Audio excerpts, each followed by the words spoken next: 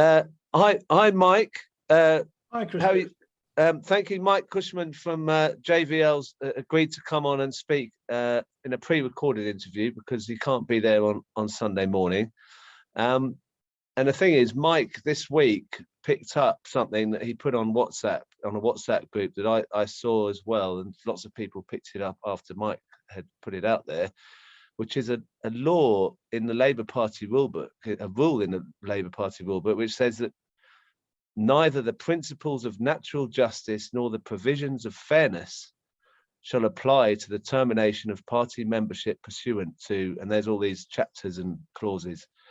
Now, the point about this rule is it's actually saying natural justice or fairness should not be included in some way in the Labour Party rulebook. Mike, is this the most dark part of the rulebook you've seen? It's pretty extreme, isn't it?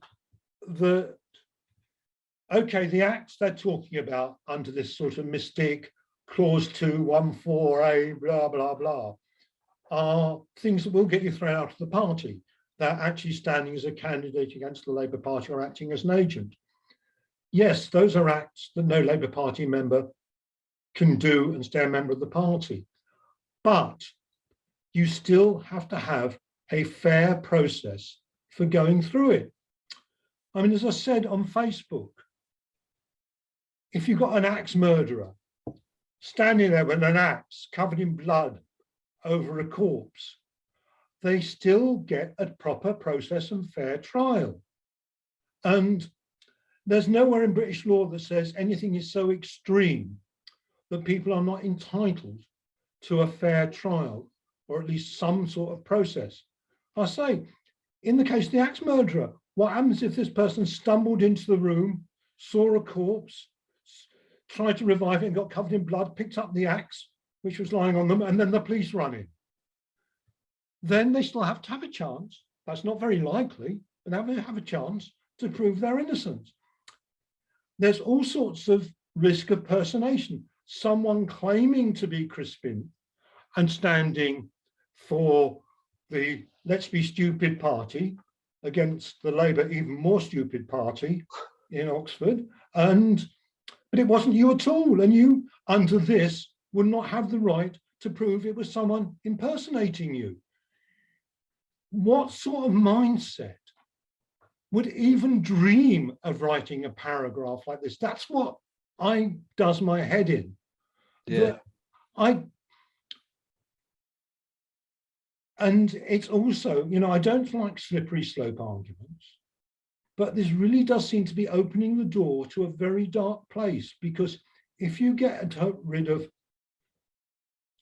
natural justice and fair process here, then maybe there's another slightly less extreme act that we should stretch it to, and another one, and till we get to some right-winger writes a letter about some progressive member of the Labour Party saying they're not a nice person and they kick their dog, and they're out the party without any process. Now, at the moment, the process is pretty diabolical.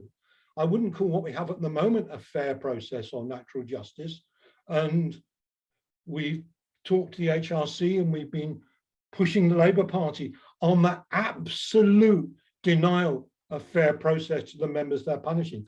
But they never before admitted that they had no intention of being fair. They were just unfair covertly. Yeah, I mean, the thing about this is it's in the rule book because it passed through conference, and it seems as though nobody picked it up at the time. And I'm just wondering, why do you think it got through? How do you think we didn't pick that up? Why didn't we pick this thing up? Well, all of us are responsible for not doing due diligence and not reading carefully through the mound of papers that oppresses delegates at conference. And this was hidden in there among a lot of other rule changes. And they were rammed through with I'm told, I wasn't a delegate, they were rammed through one after the other, machine gun-like, with scarcely any debate, and people got confused and blindsided. Yeah, we were wrong.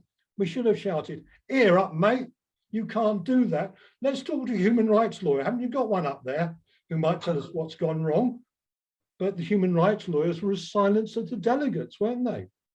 I mean, the thing that I mean, just I remember from conferences, they sort of emotionally blackmail people by saying, if you don't pass these things, then you're endorsing anti-Semitism, and we can't have that in the party. There's a whole half day of that.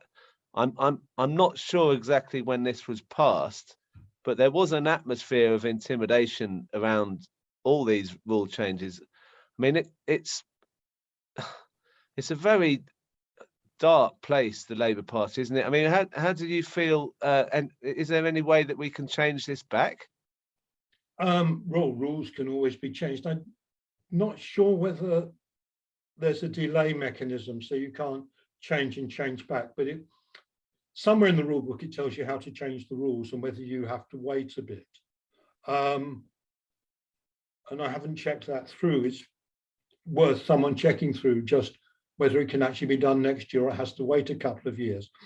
But we should be telling people, if this is the way the leadership of the Labour Party treats the people who are meant to be on its own side, its own members, can we trust them with the government of this country? We know what Priti Patel does to actually just say, well, human rights are less important than me getting on with my job and kicking people out the country. I sincerely hoped that a Labour Party government, a Labour government, would have more respect for human rights and the fair processes of justice than Priti Patel. But you make me wonder. I mean, our reference point in all of these things are Franz Kafka and George Orwell. And this is Kafka's The Trial, where you are locked up with no right to know what's being done to you, not being told what's going on. It's Orwell, it's Animal Farm, it's Snowball has undermined the process of pig democracy and animal democracy on the farm. Snowball, who was Trotsky, Corbyn, who is Snowball. Everything that goes wrong in the Labour Party is the fault of Jeremy Corbyn and nobody else. I mean, why? I mean, even trying to challenge that statement will probably get me thrown out of the party. But this is all part of that mindset. And we have Winston Smith sitting there in the Ministry of Truth saying, these pictures must be deleted from the record, putting them into the chute. Well, what do we see this week? Videos disappearing from the Labour Party website because they show that Labour Party members decided to vote for that apartheid was a fair description of the Israeli government. Now, Starmer didn't like that. It now appears that the whole Labour conference is guilty of anti-Semitism because councillors have been deselected because they argued for things that the Labour conference passed only in September in favour of boycott, divestment and sanctions and for the correct attribution of Israel embodying apartheid. They've said that is in line with Labour Party policy and they have not been allowed to be Labour Party candidates because they have pursued Labour Party policy. That is the dark place we're in. That is the minefield we all must navigate. Unexploded mine. Don't stand on that. That says Labour Party conference resolution. If you quote that, you're out of the party. It will explode in your face.